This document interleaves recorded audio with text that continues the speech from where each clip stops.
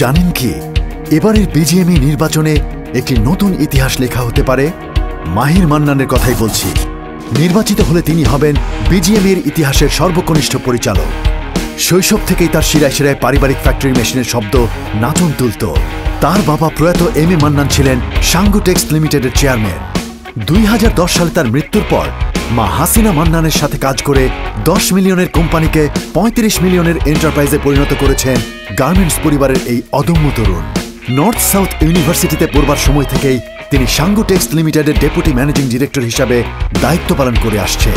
ফোরামের সর্বকনিষ্ঠ হিসাবে নমিনেশন পেয়ে এবার বিজিএমই এর সর্বকনিষ্ঠ পরিচালক হতে পারেন মাহির মান্নান। আধুনিক বিজিএমই এর সাথে এমন কিছু ইস্যু নিয়ে কাজ করতে চান যা আগে হয়নি। সবাইকে আসসালামু আলাইকুম।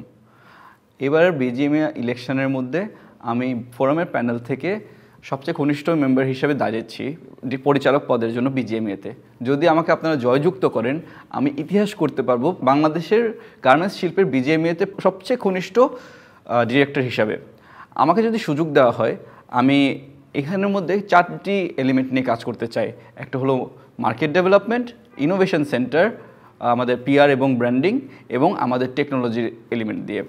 আমরা যদি দেখি, আমাদের বাংলাদেশের থেকে আমরা সবসময় এক্সপোর্ট দিয়ে থাকি মেজর কন্টিনেন্টগুলোতে, কিন্তু আমরা সাঙ্গু টেক্সট লিমিটেডের মধ্যে এত বছর ধরে কাজ করে এসেছি যাতে আমরা সব কন্টিনেন্টের মধ্যে কাজ করতে পারি। তো আমরা গোয়িং ফরওয়ার্ড আমি মনে করি যে আমার ইনসাইটস আছে এবং আমার এবিলিটি আছে যে আমরা অন্য দেশের মধ্যেও, যেমন যেগুলোর মধ্যে আমাদের মাইনর নিশ এক্সপোর্ট যায়, ওখানের মধ্যে একটা প্রভাব ফেলে আমাদের মার্কেটগুলোকে ডেভেলপ করার জন্য। যদি আমাকে একটা সুযোগ দেওয়া হয়, তাহলে আমি ইনোভেশন সেন্টারটা নিয়ে কাজ করতে চাই। ইনোভেশন সেন্টারের মধ্যে আমার মতো মানুষজন যারা মনে করেন সেকেন্ড জেনারেশন, থার্ড জেনারেশন, আমাদের কখনো সুযোগ হয়নি যে আমরা কোনোদিন বিজিএমইএ থেকে শিখতে পারবো। এমনও হয়নি যে আমাদেরকে ইয়াং এন্টারপ্রেনার্সদেরকে ডেভেলপ করা হয়েছে।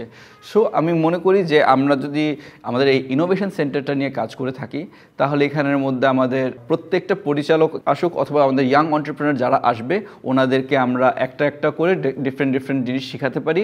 কমার্শিয়াল, শিপিং, ব্যাংকিং সব কিছু এলিমেন্ট থেকে আমরা একটা করে শেখাতে পারি।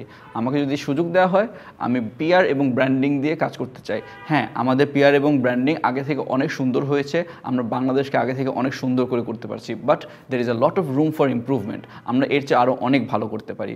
সো আমাকে যদি একটা সুযোগ দেওয়া হয়, আমার পড়াশোনার স্পেশালাইজেশন যেই জায়গাতে, ওইখানের এবিলিটি ইউজ করে, আমার সাঙ্গু টেক্সট লিমিটেডের এক্সপিরিয়েন্স ইউজ করে আমি আমাদের শিল্পকে আরও সুন্দর করে, আরও বড় করে পৃথিবীর কাছে ধরে রাখতে পারবো। আর শেষ কথা হলো টেকনোলজি নিয়ে। আমরা ভিয়েতনাম, চায়নার সাথে কম্পিটিটিভনেসে পিছিয়ে থাকি শুধুমাত্র টেকনোলজির কারণে, কিন্তু আমাদের এক্সপোর্ট তাও ওয়ার্ল্ডের সেকেন্ড হাইয়েস্ট আমাদের শ্রমিক এবং আমাদের ভাই বোনদের কারণে। আমাকে একটা সুযোগ দেওয়া হলে আমরা এই টেকনোলজি এলিমেন্টটাকে ইউটিলাইজ করে আরও সুন্দর করে গোয়িং ফরওয়ার্ড কাজ করে নিতে পারবো। আমরা আরও মেশিনস থেকে শুরু করে আমরা সফটওয়্যার, হার্ডওয়্যার সব কিছু ব্যবস্থা করে আমরা ইনশাল্লাহ আরও বেটার করে করতে পারবো। আমি আশা করব আপনারা সবাই আমাকে এবং ফোরামকে ভোট দিয়ে এবার ইলেকশনে জয়যুক্ত করবেন আর আমাকে ইতিহাস গড়তে সাহায্য করবেন। সবাইকে ধন্যবাদ।